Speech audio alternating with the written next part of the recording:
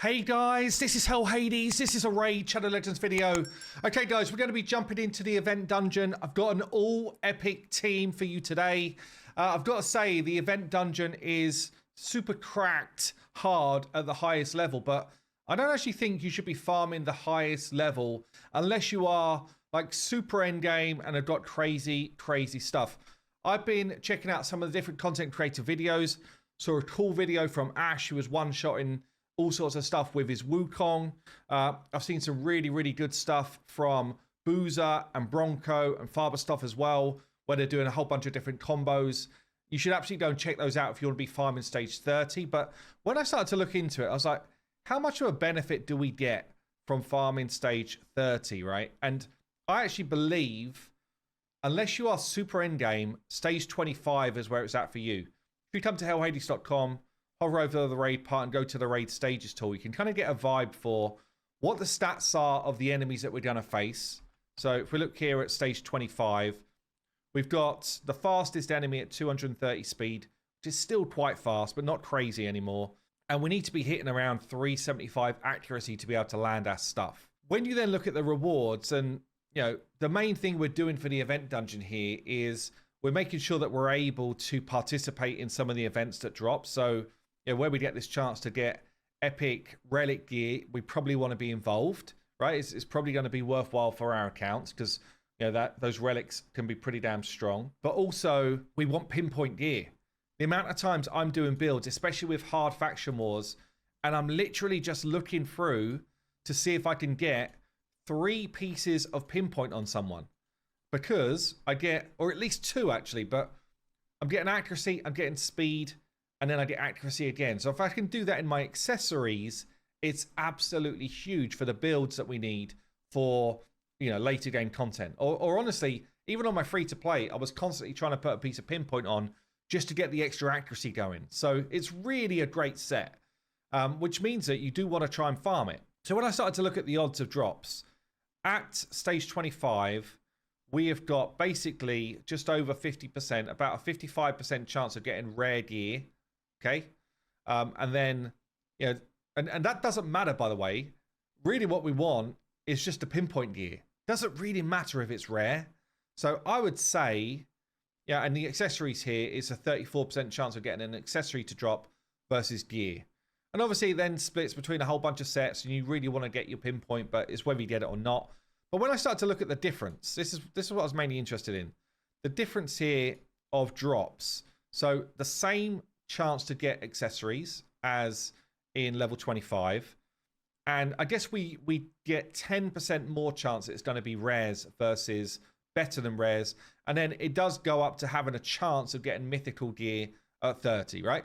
So of course it's better, but I don't know if it's better by enough to go with these crazy builds that you need to do to be able to farm stage 30. When we look at stage 30, we're now talking, the fastest person is 300.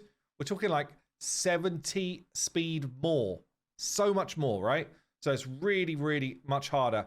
And the accuracy jump goes from a 370 to a 525.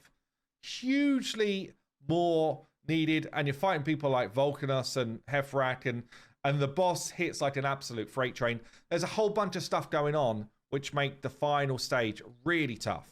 So I thought for today, seeing as I've seen some cool stuff on stage 30 with those really high-end builds, how do we get to a stage 25 epic only farm? And this is what I built out. So it is based on some of the cool stuff I've seen, honestly, from Bronco. He's done some great work. And basically what I'm looking at here is a wave clear, which is a seer plus buffs combo. So I'm using this kind of free champion that we can farm from the Doom Tower, Archmage, giving me 3 buffs per team member. So making sure he puts the buffs up before Seer rips them off. I do have a strong Seer, so you might need to, I guess, bring in a drop defense champion in the mix, but you do need to be careful of licks, or you might need more buffs around your team. Okay, so that's something to be aware of. But yeah, I'm using this kind of like Archmage and Seer combo to rip buffs off and kill the enemy. We're going to throw up the burn from Geo. And then I love this combo. Again, this is something that I think Faberstuff found or Bronco found, but this kind of like Aox, revival, which is super cool, actually. I actually used Aox in my Iron Twins dungeon for this exact reason with the Geo combo for ages. Yeah, before I got my double nuke, this is what I was doing. So when we are attacked, we got a chance to increase the duration of a debuff, and we want to increase the duration of the Geo burn, because this is where the damage comes from. Okay, Geo burn with its passive basically becomes a mini War Master hit. We're then throwing a Vogoth in the background here just to additionally keep us alive. But I do have the secret source relics on both my Geo and my Aox. The big difference here in terms of my builds compared to what I've seen in other vids. So I've got a 3-star relic, which is realistic to have. A 5-star relic, I think I've got like 1 on my account. They're really, really hard to get, okay? Since it's not the test server, this is my normal account. And yeah, 3-star relic and stats which are still good. Don't get me wrong, they're good, but they're not like insane. And I think they're more achievable to get. So, you know, regen set here on the Geo. We've got a regen set on my Aox. Okay.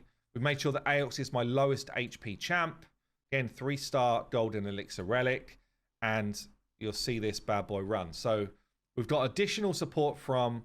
so fastest champion for me I've done is Geo, so we get the burnout straight away. So that when we take damage now, we've got that chance to extend the burn straight away. You kind of want, I guess, everybody else to be dead. My Archmage, or certainly my Archmage anyway, my Archmage needs to be a bit squishier, I think. Because he is going to soak up some damage initially. Then we need to get back round to the burn, but the burn's back on. And now, anytime anybody takes damage, I get the chance to get the mini War Master hit from Geo. And you see, between these three, I've got Aox as my lowest HP champion, but with some decent defense. So that when Aox takes a hit, we're basically pumping up the debuffs that are on the boss, which means that the burn basically never runs out, or should pretty much never run out. And we just kind of like cruise to victory. And because it's stage 25, you know, the AoE hits that she does, which can blow through, unless you've got really high defense, really high HP, a really high level blessing, and a very high level relic, you know, it's very hard to not just get blown up when she does the AoE with the True Fear coming out. So with this build, tons easier. For stage 25, tons easier. And I think for most players in the game, probably 95% of players in the game, if you're going to farm the event dungeon, this is the level you should be farming with this style of build.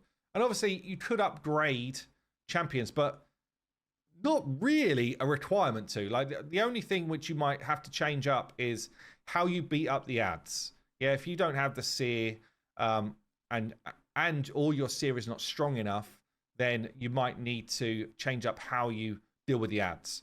But ultimately, yeah, I mean, that's going to be the main thing you're looking for. And obviously, you're then on the farm for that pinpoint gear to drop. But really, really cool, imaginative kind of ideas coming from the community in terms of different ways to do this. But I'll stand by my first video. This dungeon is overtuned on stage 30, like by a decent amount. Yeah, if you're needing to come up with some of those builds with basically, you know, insane level relics and stuff, then for just a dungeon that you want to farm over and over again, it's way overtuned.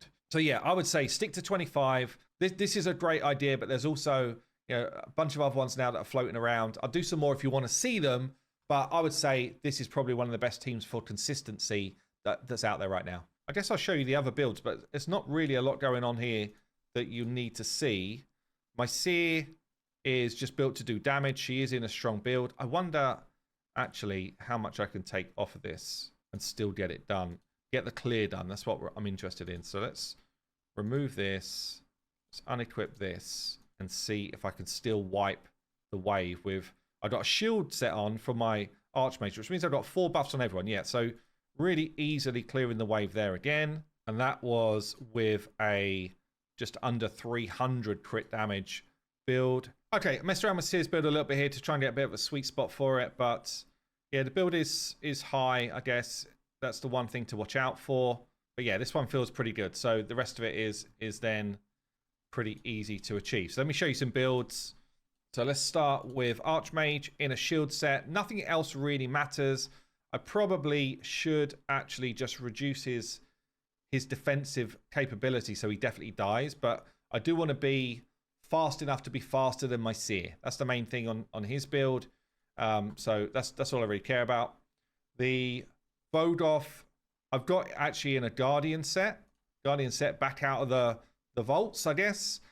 Just gone high HP everywhere for him, so doesn't certainly need that crit damage. I just got some accuracy in his build, but I don't really need it actually. So I'm playing around with him doing something else before. So yeah, high HP on his stats. Doesn't really need anything else. He's super slow. Look at this. The speed is like, what, 170 odd. I've just got HP as high as I can on different rolls. Doesn't need as much as he's got. And he does have this elixir at a 3-star. We've got the Aox with that same elixir. I guess let me show you his masteries as well. So he's got masteries which basically defend the team. So we've got Bulwark. We've got, yeah, basically a full set of defensive base masteries. My Aox, I didn't actually change the masteries from when I used to run him in Iron Twins, but you definitely could go more similar to what I've got on my Geo. So HP here, more healing here. All of this would make more sense actually than what I've got. This was just an old mastery build, so shows there's more flexibility. Coming into Elixir of Life would be better, but you do need enough accuracy to use this. This requires accuracy to increase debuff count. So make sure you build accuracy in this build as well.